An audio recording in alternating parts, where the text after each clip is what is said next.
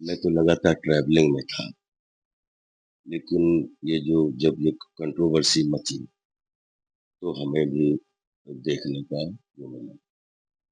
मैं सिर्फ ये कहना चाहता हूँ कि हम लोग कलाकार हैं, चाहे कहानीकार हो, पत्रकार हो, कथाकार हो, कलाकार हो या जितने भी इन्फ्लुएंसर या जो भी हैं, जितने भी जो कला के माध्यम से, अभिव्यक्ति के माध्यम से सेवा करते हैं देश दुनिया की, उसमें जो भी कंटेंट हो, वो कंटेंट में क्लास हो और मास हो, क्योंकि हमारा देश जो है ना वो संस्कृति और संस्कृत का देश है।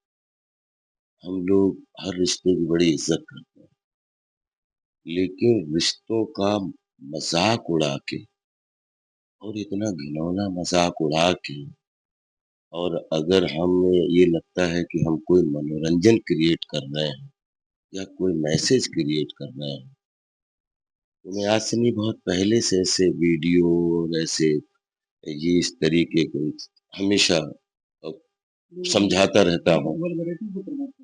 नहीं, वो प्रमोट नहीं कर सकते वल्गैरिटी को, क्योंकि हमारा देश दुनिया बहुत समझदार है। वो खुद खुद को एक्सपोज करते हैं, खुद की मानसिक गंदगी को एक्सपोज करते हैं। और हमारा तो यही कि चाहे छोटा अभिनय करो, चाहे बड़ा अभिनय करो, अभिनय हर किचन का होता है। मनोरंजन जो मन में खुशी दे दे, ब्लड सर्कुलेशन को अच्छा कर दे, और बोलते हैं कि बच्चा, बूढ़ा, नौजवान एक साथ बैठ के जिस मनोरंजन को देख के प्रफुल्लित हो जाए, मैं उसी को कला मानता हूँ, और उसी के दायरे में काम करने वाले को मैं कलाकार मानता हूँ। और कला नेचर से जुड़ी होती है। नेचर हमेशा पॉजिटिविटी देती है। आपकी बातों से आपको लग रहा है कि आपने क्या क्रिएट कर दिया, उसमें कोई भी हो, हैं? क्योंकि बहुत पचासों लोगों ने इस तरीके के वीडियो बनाओ तो देखने में समझ में आता है। तो मैं सबसे ये रिक्वेस्ट करना चाहता हूँ कि अपना मन खूब प्योर रखो, और जितना मन प्योरिटी से आप परफॉर्म करोगे, हमारे देश की जनता बहुत समझदार है और आपको भरपूर तालियां देगी।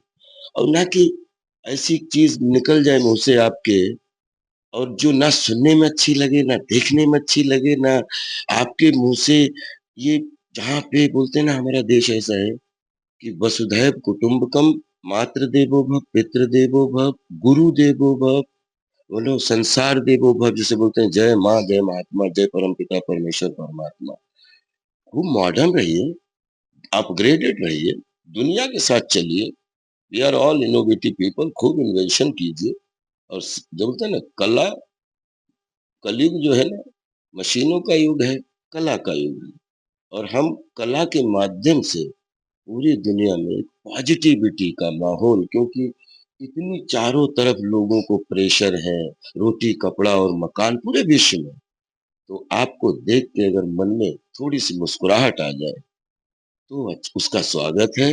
और आपका वो देख के या जो भी आप बात कर रहे हो, आपकी पता लगा पूरी एनर्जी खराब हो जाए और आपका मन खराब हो जाए, तो ये इस कला नहीं है, इसको बकवास मानता हूँ। और ये अपने सब छोटे भाई बहनों जो हमारी फील्ड में काम करते हैं या उसमें, मैं चाहता हूँ कि आप युवा हैं, आपसे मैसेज जाते हैं, अगले बच्चे सीखें। आपसे लोगों को दुख ही नहीं होना। चार्ली चैपलिन साहब ने बड़ी अच्छी लाइन बोली थी कि हमारा दुख अगर लोगों का मनोरंजन बन जाए, तो मुझे ये मंजूर है, लेकिन हमारा सुख लोगों के लिए दुख बन जाए, तो ये हमारे लिए दुर्भाग्य की बात है। कि बस ये बाउंड्री लाइन है, और ये बाउंड्री लाइन को मेंटेन करिए। देश आपका है, दुनिया आपकी है, हर किचन आपका है। सत श्रीकाल जी, मैं हूं जसबीर जस्सी। और बहुत सारे दोस्तों के इनबॉक्स मैसेज और फ़ोन आ रहे हैं कि मैं भी बोलूं इस मामले के ऊपर जो राहुल इलाहाबादिया के एक टिप्पणी के ऊपर बात छिड़ी है।